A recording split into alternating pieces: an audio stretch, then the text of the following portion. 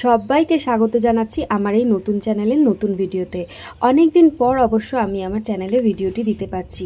কি বলতো, বাড়ির চারপাশে না অনেক ভোট প্রচারের মাইক্রোফোন ছিল, যে সময় রেকর্ডিং করলে তোমরা আমার ভিডিওতে আমার গলা শুনতে পেতে না, বরং শুনতে পেতে ভোটের প্রচার। আমি জানি আমার ইউটিউব ফ্যামিলিতে যে কজন রয়েছো তারা আমাকে ভালোবেসেই আমার চ্যানেলটার সাথে রয়েছো, এবং যারা আমার ভিডিও দেখো, কমেন্ট করো, তাদেরকে অসংখ্য ধন্যবাদ। তোমরা না থাকলে বোধহয় আমি শূন্য থেকে শুরু করে এই পর্যন্ত আসতেই পারতাম না।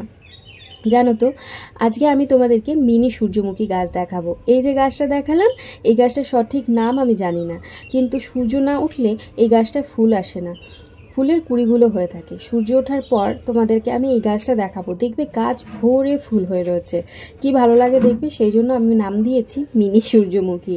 তোমরা যদি গাছটার নাম জানো আমাকে কমেন্ট করে বলো। কি বলো তো, ভালোবাসা দিলে যে কোনো জিনিসই কিন্তু পুনরায় জীবন ফিরে পায়।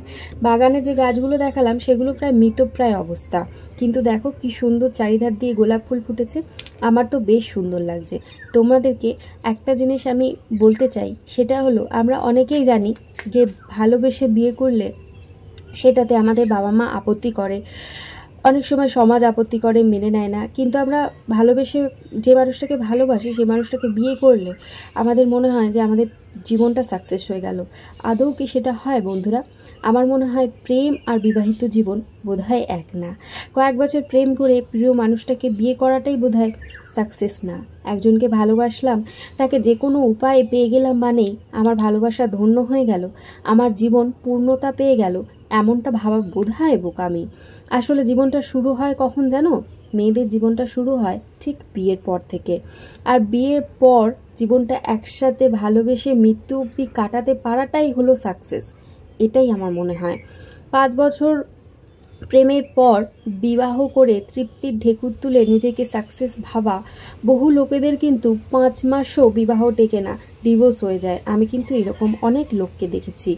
সারাদিন ফোনে কথা বললাম, মেসেজ দিলাম, সপ্তাহে একদিন দেখা করলাম, গিফট দিলাম, একটা কেক কাটলাম যে কোনো একটা স্পেশাল ডেকে সেলিব্রেশন করবার জন্য। এইভাবে একটা সম্পর্ক কিন্তু এগিয়ে নিয়ে যাওয়া যায়। কিন্তু বিয়ের পর দায়িত্ব নিয়ে, যত্ন নিয়ে জীবনটাকে শেষ অবধি এগিয়ে নিয়ে যাওয়াটা আমার মনে হয় মোটেই সহজ কাজ নয়। বিয়ের পর যখন আবেগ কমে, ফ্যান্টাসির জগৎ ছেড়ে যখন আমরা বাস্তবিক জগতে নেমে আসি, ধীরে ধীরে যখন সৌন্দর্য হারায়, শারীরিক চাহিদা যখন কম হয়ে আসে, শতাধিক দায়িত্ব যখন ঘাড়ে চেপে বসে, ঠিক তখনই সম্পর্কটাকে কিন্তু আমরা বোঝা মনে করে পালিয়ে চলে আসি, যেটা কিন্তু ভালোবাসার জন্য একদমই সঠিক জিনিস না। শুধু ভালোবাসা বলবো কেন, একটা সংসারের জন্যও কিন্তু এটা সঠিক না।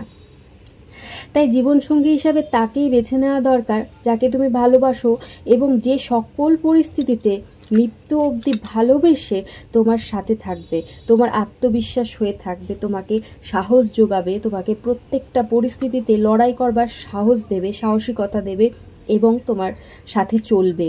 তুমি যাই করো না কেন তোমাকে ভালোবেসে প্রাণ দেবে। ঠিক যেমন এই গাছটা দেখো, এই জায়গাটা মরেই গেছে, এই রকমই পুরো গাছটা ছিল, জানো এই যে পাশে গোলাপ গাছটা দেখাচ্ছি, এই রকমই পুরো গাছটা ছিল ওই গাছটাও। কিন্তু দেখো, একটু ভালোবাসা, একটু যত্নে সে কিন্তু পুরোটা এখনো বেঁচে ওঠেনি, তাও কিন্তু সে ফুল দিচ্ছে।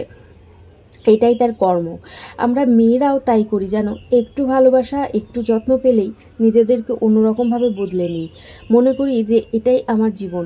দেখো, যারা আমরা বিয়ে করে অন্যের বাড়িতে যাই, আমাদের নিজের সব কিছু ছেড়ে যেতে হয়। বাবা বলো, মা বলো, ছোটোবেলা থেকে কাটানো জায়গা বলো, বন্ধুবান্ধব বলো, সব ছেড়ে অন্যের বাড়িতে যাই না বলো? কিন্তু তবুও সেটাকে নিজের বাড়ি করে মানিয়ে নিই। ঠিক সেরকমই একটু ভালোবাসা, একটু যত্নে সব কিছু সম্ভব। আমার তো তাই মনে হয়। তোমাদের কি মনে হয় তোমরা নিশ্চয়ই বলো। আর এই দেখো মিনি সূর্যমুখী, তোমাদেরকে বললাম না একটু সূর্যের আলো পেতেই একদম গাছ ভরে ফুল দিয়ে দেবে, তাই জন্য ওর নাম দিয়েছি মিনি সূর্যমুখী। আর এই যে দেখো, বাড়িতে ফেরার পথে প্রচণ্ড বৃষ্টি, সব কর্ম ছেড়ে আমি অফিস গিয়েছিলাম, অফিস থেকে ফিরতে দেখি এরকম পরিমাণ বৃষ্টি হচ্ছে। মেয়ের ঢুকতে না ঢুকতেই বায়না, মা আমি বিরিয়ানি খাবো। বাইরে তো এরকম বৃষ্টি হচ্ছে, বলো কী করে আর আনতে যাই। তাই জোম্যাটোতেই অর্ডার করলাম, বিরিয়ানি আসলো। তো মেয়ে তো ভীষণ খুশি। আজকের রাতটা এটা খেয়েই মেয়ে আর আমি কাটিয়ে দিলাম একটা বিরিয়ানিতেই আমাদের দুজনের, কারণ মেয়ে তো একদম অল্প একটু খায়, আমার হয়ে গেল আরও একটু থাকলো, সেটা সকালবেলায় খেয়ে নেওয়া যাবে, কারণ বিরিয়ানি তো ফেলে দেওয়ার প্রসঙ্গই হয় না। আমার ব্লগটা প্রথম থেকে শেষ পর্যন্ত দেখার জন্য ধন্যবাদ। ভালো লাগলে একটা কমেন্ট করো, নিশ্চয়ই তোমাদের মতামত জানিও, এবং চ্যানেলটাকে সাবস্ক্রাইব করে সাথে থাকার জন্য অনেক ধন্যবাদ এবং অনুরোধ রইল। দেখা হচ্ছে নতুন একটা ব্লগে, ততক্ষণের জন্য টাটা, সুস্থ থেকো, ভালো থেকো। খুশি খুশি।